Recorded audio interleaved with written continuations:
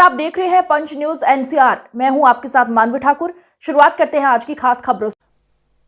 आज बहुत महत्वपूर्ण दिन है। एक बहुत महत्वपूर्ण जजमेंट आई है माननीय सर्वोच्च न्यायालय द्वारा, जो ये दर्शाती है कि जब भी अंधेरा बहुत गहरा हो जाता है, उम्मीद की एक किरण कहीं ना कहीं से जरूर आती है और पूरे आंगन को रोशन कर देती है। आज माननीय सर्वोच्च न्यायालय से उम्मीद की वो किरण हम सबको दिखाई दे रही है। जब से ये इलेक्टोरल बॉन्ड स्कीम 2017 में लाई गई थी, उस वक्त वित्त मंत्री माननीय अरुण जेटली जी ने इसका बहुत बौद्धिकरण करने की कोशिश की। He tried to intellectualize it a lot and justify it, लेकिन हमने तब से उसका विरोध, पुरजोर विरोध, हर मंच से बार बार, इस मंच से तो कई बार करते रहे।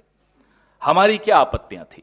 हमारी आपत्तियां बहुत स्पष्ट थी कि यह अपारदर्शी है, इससे भ्रष्टाचार को बढ़ावा मिलेगा, इससे काला धन सफेद हो जाएगा, इससे जो रूलिंग पार्टी है, जो सत्तारूढ़ दल है, सारा लाभ उसको मिलेगा और एक ऐसा अनकहा अनदेखा रिश्ता स्थापित हो जाएगा सत्तारूढ़ दल का और कंपनियों का।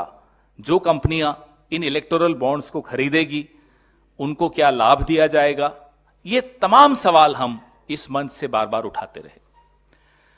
सवाल जायज थे, चिंता जायज थी, क्योंकि किस कंपनी ने किस पार्टी को कितना पैसा दिया और क्यों दिया, उसके एवज में उसको क्या मिला, ये जानने का अधिकार इस देश के एक एक वोटर को है, एक एक पत्रकार को है, एक एक व्यक्ति को है।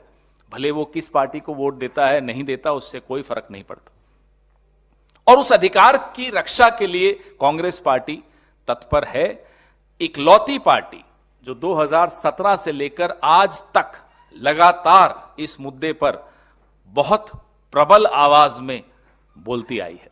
अब जो 95% इलेक्टोरल बॉन्ड्स का पैसा एक पार्टी यानी कि भारतीय जनता पार्टी को मिला, हम भी ये जानना चाहते हैं, देश भी ये जानना चाहता है कि उसके एवज में आपने क्या हवाई अड्डे बेचे हैं, आपने क्या कोयले की खदानें बेची हैं, आपने क्या किया है, या एमएलए खरीदे हैं, या नए सूट सिलवाए हैं। ये जानने का हक हम सबको है। या नए हवाई जहाज खरीदे हैं, हमें नहीं मालूम आपने क्या खरीदा।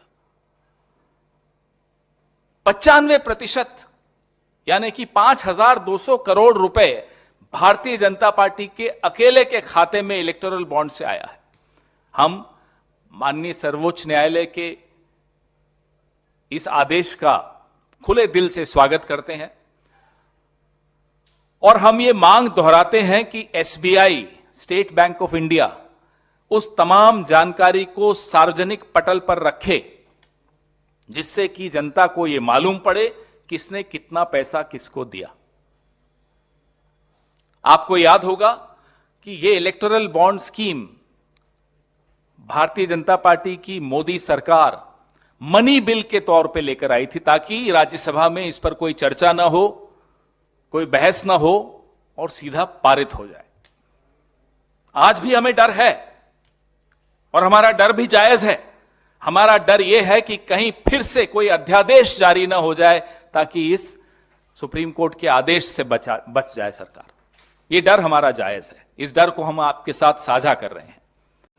हमारी मांग है, यह सीधा सीधा भ्रष्टाचार का मामला है और इस भ्रष्टाचार के मामले में सीधे सीधे प्रधानमंत्री खुद शामिल हैं। ऐसे कई खोजी पत्रकारों ने फाइल की नोटिंग्स तक सार्वजनिक की हैं, आप सबके सामने हैं।